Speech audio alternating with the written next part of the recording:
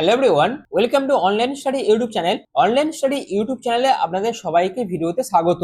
মুখ্যমন্ত্রী হিসেবে শুভেন্দু অধিকারী শপথ নেবার পরই নির্বাচন কমিশনার জ্ঞানেশ কুমার একটি বড় বিপদে কিন্তু পড়তে চলেছে, যেখানে নির্বাচন কমিশনার জ্ঞানেশ কুমারের এগেনস্টে সুপ্রিম কোর্টে একটি বড় মামলা কিন্তু দায়ের করা হয়েছে এবং তার পাশাপাশি সুপ্রিম কোর্টেও কিন্তু আদালত অবমাননার কেস কিন্তু হতে চলেছে।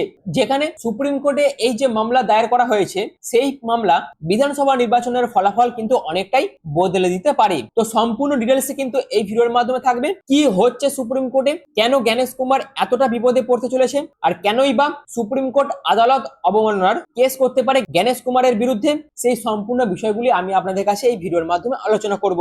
আর ভিডিওটি ভালো লাগলে অবশ্যই চ্যানেলটিকে সাবস্ক্রাইব করে পাশে থাকা বেল আইকনটি অল করে রেখে দেবেন এবং অবশ্যই ভিডিওটিকে বেশি বেশি করে শেয়ার করবেন এবং অবশ্যই ভিডিওটিকে লাইক এবং আপনাদের মতামত কমেন্ট সেকশনে জানাবেন। তো চলুন মূল ভিডিওতে চলে যাচ্ছি। তো ভিডিওটি শুরু করার আগে আপনাদের কাছে আমার একটাই রিকোয়েস্ট, এই ভিডিওটির পেছনে কিন্তু কোনো রকম রাজনৈতিক উদ্দেশ্য নয়। সুপ্রিম কোর্টে এই পুরো যে এসআইআর প্রসেস, সেই এসআইআর নিয়ে যে মামলাগুলি করা হয়েছে, সেই মামলাগুলি নিয়ে সুপ্রিম কোর্টে কি হচ্ছে সেই বিষয়গুলি আমি আপনাদের কাছে ভিডিওর মাধ্যমে তুলে ধরবো এবং আলোচনা করব, এবং সেই উদ্দেশ্যে কিন্তু এই ভিডিওটি বানানো। তো দেখুন, আপনারা জানেন যে ওয়েস্ট বেঙ্গলে যে এসআইআর হয়েছিল এবং সেই 19টা অ্যাপিলেট ট্রিব্যুনালে 27 লক্ষ অ্যাপিলের মধ্যে মাত্র 139টি আপিল ট্রাইব্যুনাল প্রথম দফা নির্বাচনের কাট অফ ডেটের আগে নিষ্পত্তি করেছিল।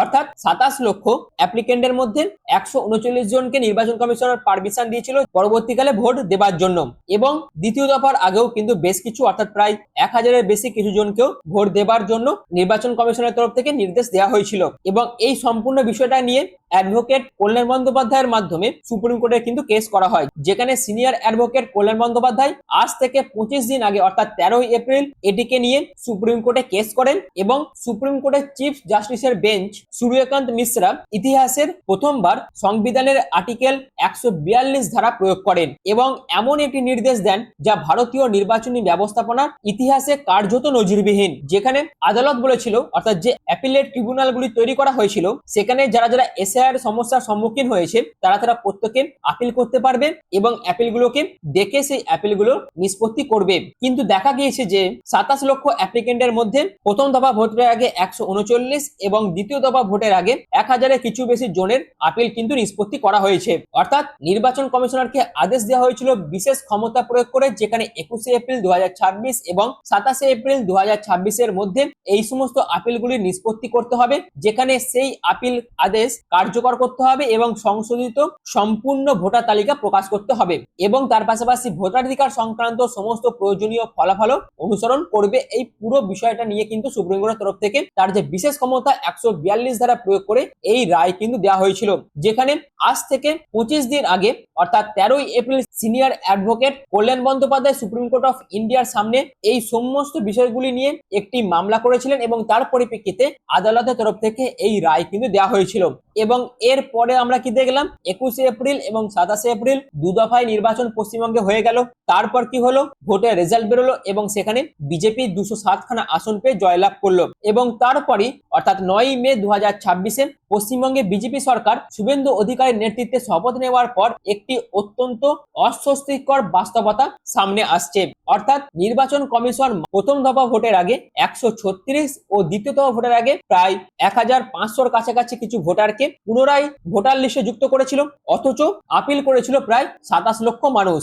এবং বিচারপতি টি.এস. শিবজ্ঞানম ইতিমধ্যে কিন্তু তার নিজের পদত্যাগপত্র জমা দিয়েছেন। আর সোমবার অর্থাৎ 11ই মে সেই একই বেঞ্চের সামনে এই একই মামলার সাথে সাথে আরো বেশ কিছু মামলা তালিকাভুক্ত করা হয়েছে এবং সোমবার এটিকে নিয়ে পুনরায় আবারও কিন্তু শুনানি শুরু হবে। এবং এই পুরো ঘটনার ফলে 3টি সাংবিধানিক প্রশ্ন কিন্তু উঠে আসছে।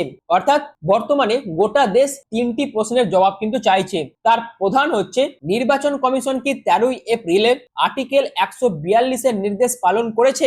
অর্থাৎ আদালত 13 এপ্রিল যে আদেশ দিয়েছিল, যেখানে স্পষ্টভাবে বলে দেওয়া হয়েছিল যে কি কি করতে হবে, সেই সমস্ত আদেশগুলিকে ইলেকশন কমিশন অফ ইন্ডিয়া সঠিকভাবে পালন করেছে? এটা নিয়ে কিন্তু প্রশ্ন উঠেছে। যদি না করে থাকে, তাহলে কি প্রধান নির্বাচন কমিশনার জ্ঞানেশ কুমারের বিরুদ্ধে সরাসরি আদালত অবমাননার মামলা হতে পারে? অর্থাৎ আমরা জানি সুপ্রিম কোর্ট বা কোনো হাইকোর্ট বা কোনো আদালত যে নির্দেশটি দেবে সেই রায়টি যদি সেই ব্যক্তি বা সেই কমিশন না মেনে চলে, সেক্ষেত্রে সেটি কিন্তু আদালত অবমাননার মধ্যে পড়ে। অর্থাৎ আদালতের নির্দেশ অমান্য হলে সেটি আদালত অবমাননার মধ্যে পড়ছে। এবং যেহেতু নির্বাচন কমিশনার জ্ঞানেশ কুমার এই পুরো যে আদেশ দিয়েছিল সেটিকে মেনে চলেনি, তার জন্য সুপ্রিম কোর্টে কিন্তু এটি সরাসরি আদালত অবমাননার মামলা কিন্তু হতে পারে। এবং সবচেয়ে গুরুত্বপূর্ণ বিষয়টি হচ্ছে চিফ জাস্টিস অফ ইন্ডিয়া সূর্যকান্তের বেঞ্চ কি সোমবার 2026 সালের নির্বাচনকে জুডিশিয়াল রিভিউর আওতায় আনতে পারে। অর্থাৎ নির্বাচনের বৈধতা নিয়ে প্রশ্ন উঠলে বিচার বিভাগ কি পুরো বিষয়টাকে নিয়ে নীরবে থাকবে? অর্থাৎ এই তিনখানা প্রশ্ন কিন্তু বিরোধীদের তরফ থেকে করা হচ্ছে, যেখানে বিরোধীদের তরফ থেকে বলা হচ্ছে সংবিধান, গণতন্ত্র, ভোটাধিকার রক্ষায় তারা কিন্তু এই তিনটি প্রশ্নের উত্তর সুপ্রিম কোর্টের কাছ থেকে চাইবে। এবং আমাদের সেই দিকে নজর থাকবে যে বিরোধী তরফ থেকে যে এই তিনখানা প্রশ্ন নিয়ে সুপ্রিম কোর্টে আপিল করা হবে সেই পরিপ্রেক্ষিতে সুপ্রিম কোর্ট কি রায় দেয় বা কি নির্দেশ দেয়। অর্থাৎ আমরা দেখেছি Mustari Bano versus election commission of India এবং আদার্স এর যে বিভিন্ন পিটিশন দাখিল করা হয়েছিল সুপ্রিম কোর্টে, যার পিটিশন নাম্বার হচ্ছে 1089/2025, অর্থাৎ 2025 এসআইআর কে কেন্দ্র করে যে পিটিশন দাখিল করা হয়েছিল সুপ্রিম কোর্টে, সেই পিটিশনের মধ্যে বর্তমানে একাধিক পিটিশনার কিন্তু যুক্ত হয়েছে, যেখানে আমাদের পশ্চিমবঙ্গের প্রাক্তন মুখ্যমন্ত্রী মমতা বন্দ্যোপাধ্যায় আছেন, ডেরেক ওবেরয়, দোলা সেন এবং আরো অনেক বৈধ ভোটার কিন্তু এই পিটিশনের সঙ্গে যুক্ত হয়েছে। এবং পিটিশনারদের পক্ষে আদালতে উপস্থিত রয়েছে দেশের শীর্ষ আইনজীবীরা, যার মধ্যে রয়েছে কপিল সিব্বাল, অভিষেক মনু সিংভি, প্রশান্ত ভূষণ এবং কল্যাণ ব্যানার্জি। আর অপরদিকে কেন্দ্র ও নির্বাচন কমিশনারের পক্ষে যে সমস্ত আইনজীবীরা এই মামলাটির হয়ে সওয়াল করছে, অর্থাৎ Mustari Bano versus election commission of India এবং আদার্স এর যে পিটিশন, সেই মামলাটি 2025 সালে হয়েছিল সুপ্রিম কোর্টে। এবং এই মামলায় কেন্দ্র ও নির্বাচন কমিশনের পক্ষে উপস্থিত আইনজীবীরা হলেন আর ভেঙ্কটরমণী, তুষার মেহতা এবং দামা এস নাইডু। এনারা কিন্তু কেন্দ্র ও নির্বাচনের পক্ষে সওয়াল করছে সুপ্রিম কোর্টে। এবং যেহেতু পশ্চিমবঙ্গে বর্তমানে নির্বাচন হয়ে গেছে, তার ফলও যেহেতু প্রকাশিত হয়ে গেছে, সেই জন্য বর্তমানে এই পুরো বিষয়টির মধ্যে তিনখানা গুরুত্বপূর্ণ বিষয় কিন্তু রয়েছে, যা সোমবারের শুনানিকে অত্যন্ত গুরুত্বপূর্ণ করে তুলেছে। যেখানে প্রথমত 13 এপ্রিলের নির্দেশের প্রকৃত অর্থ কি ছিল, অর্থাৎ আদালত স্পষ্টভাবে বলেছিল যে নির্বাচন কমিশনকে ট্রাইব্যুনালের আদেশ কার্যকর করতেই হবে, আর এটি কোনো পরামর্শ ছিল না, এটি ছিল বাধ্যতামূলক সাংবিধানিক নির্দেশ।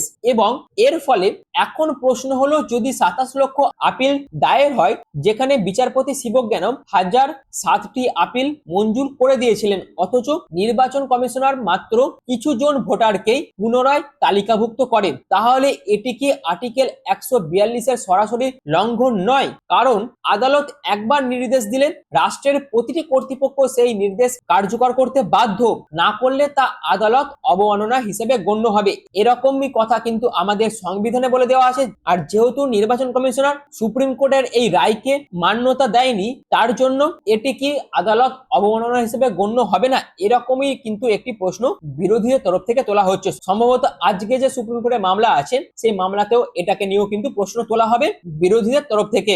এছাড়াও আজকে কি হতে পারে সম্ভাবনা কি রয়েছে, যেখানে কপিল সিব্বাল, অভিষেক মনু সিংভি, বিকাশ ভট্টাচার্য প্রমুখ আদালতে 136 বনাম 177 তথ্য তুলে ধরবেন, যেখানে আর্টিকেল 326 অর্থাৎ ভোটিং রাইটস, আর্টিকেল 14 ইকুয়ালিটি এবং বেসিক স্ট্রাকচার অফ ডক্ট্রিনের যুক্তি সামনে আনা হবে। অন্যদিকে নির্বাচন কমিশনার লজিস্টিক্যাল ইম্পসিবিলিটির যুক্তি কিন্তু দিতে পারে।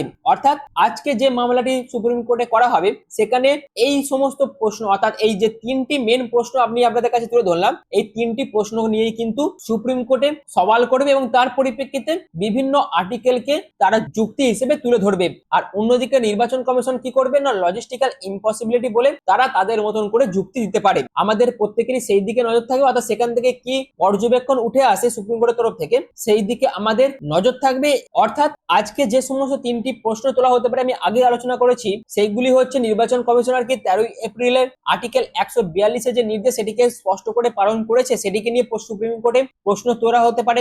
এবং যদি না করে থাকে, সেক্ষেত্রে জ্ঞানেশ কুমারের বিরুদ্ধে সরাসরি আদালত অবমাননার মামলা কি হতে পারে, অর্থাৎ কন্টেম্পট অফ কোর্ট কি হতে পারে? এই প্রশ্নটির ক্ষেত্রে সম্ভাবনা কিন্তু অনেকটাই কম রয়েছে, কারণ যেহেতু পশ্চিমবঙ্গে সম্পূর্ণ যে নির্বাচন প্রসেস সেটা কিন্তু খুব সুষ্ঠু ও শান্তিপূর্ণ ভাবে হয়েছে, তার জন্য সুপ্রিম কোর্টের তরফ থেকে জ্ঞানেশ কুমারের বিরুদ্ধে কন্টেম্পট অফ কোর্টের যে মামলা সেটা কিন্তু নাও করা হতে পারে। অন্যদিকে সুপ্রিম কোর্ট কিন্তু এই পুরো বিষয়টা নিয়ে কমিশনের কাছ থেকে স্ট্যাটাস রিপোর্ট জারি করতে পারে। অর্থাৎ এই সম্পূর্ণ বিষয়টা নিয়ে কপিল সিবাল থেকে অভিষেক মনু সিংভি বিভিন্ন যে উকিলরা রয়েছে তারা কিন্তু এই পুরো বিষয়টা নিয়ে সুপ্রিম কোর্টে প্রশ্ন তুলবে, এবং বেশ কিছু সিটে জুডিশিয়াল রিভিউর কথাও কিন্তু সুপ্রিম কোর্টের তরফ থেকে পর্যবেক্ষণ হিসেবে রায় কিন্তু দেওয়া হতে পারে। এখনো কিন্তু সেই সমস্ত রায় কিছু আসেনি, যেগুলো সম্ভাবনা রয়েছে আমি সেগুলো আপনাদের কাছে বলছি। বাদ বাকি আমাদের সমস্ত নজরে কিন্তু সুপ্রিম কোর্টে আজকের মামলার দিকে থাকবে, এবং সুপ্রিম কোর্ট যদি এই 2026 সালের নির্বাচনকে জুডিশিয়াল রিভিউর আওতায় আনতে পারে, সেক্ষেত্রে এটা কিন্তু আমাদের যে নির্বাচনের ইতিহাস সেই ইতিহাসের মধ্যে প্রথমবার কোন ইলেকশনে সুপ্রিম কোর্ট সরাসরি হস্তক্ষেপ করবে এবং সেই নির্বাচনকে জুডিশিয়াল রিভিউর আওতায় কিন্তু সুপ্রিম কোর্ট নিয়ে আসবে, যেটা কিন্তু আগে কোনোদিন ঘটেনি। অর্থাৎ ইতিহাসে এরকম প্রথম ঘটনায় কিন্তু ঘটবে পশ্চিমবঙ্গে 2026 নির্বাচনকে কেন্দ্র করে। অর্থাৎ এই পুরো বিষয়টা নিয়ে সুপ্রিম কোর্টের কি কি পর্যবেক্ষণ থাকবে, সুপ্রিম কোর্ট কি জ্ঞানেশ কুমারের বিরুদ্ধে আদালত অবমাননার মামলা করবে, পুরো যে নির্বাচন প্রসেস আছে 2026 সালে সেই নির্বাচনকে কি জুডিশিয়াল রিভিউর আন্ডারে নিয়ে আসবে, এই সমস্ত প্রশ্নের যে উত্তর সেই উত্তরের জন্য আমাদের প্রত্যেকেরই সুপ্রিম কোর্টের দিকে নজর থাকবে। সেখানে কি হচ্ছে পরবর্তীকালে যাই পর্যবেক্ষণ উঠে আসুক না কেন, আমি সবকিছু আপনাদের কাছে ভিডিও আকারে তুলে ধরবো, এবং সেই সমস্ত ভিডিওর আপডেট পাওয়ার জন্য এখনই চ্যানেলটিকে সাবস্ক্রাইব করে পাশে থাকা বেল আইকনটি অল করে রেখে দিন, যাতে যে কোনো ধরনের ভিডিওর আপডেট সবার আগে পেয়ে যেতে পারেন তার জন্য। আর যদি ভিডিওটি ভালো লেগে থাকে সেক্ষেত্রে অবশ্যই চ্যানেলটিকে সাবস্ক্রাইব করে পাশে থাকা বেল আইকনটি অল করে রেখে দেবেন, এবং ভিডিওটিকে বেশি বেশি করে শেয়ার করবেন, লাইক করবেন, এবং আপনাদের মতামত কমেন্ট সেকশনে মেনশন করবেন। আর ভিডিওটি এখনের মতন এটুকুই। পুরো ভিডিওটি প্রথম থেকে শেষ পর্যন্ত দেখার জন্য আপনাদের প্রত্যেককে অসংখ্য ধন্যবাদ।